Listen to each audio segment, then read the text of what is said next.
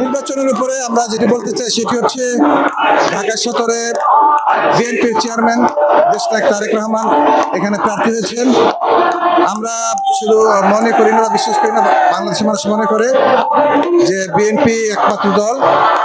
যার হাতে দেশ এবং জনগণ নিরাপদ, এবং দেশনায়ক তারেক রহমানকে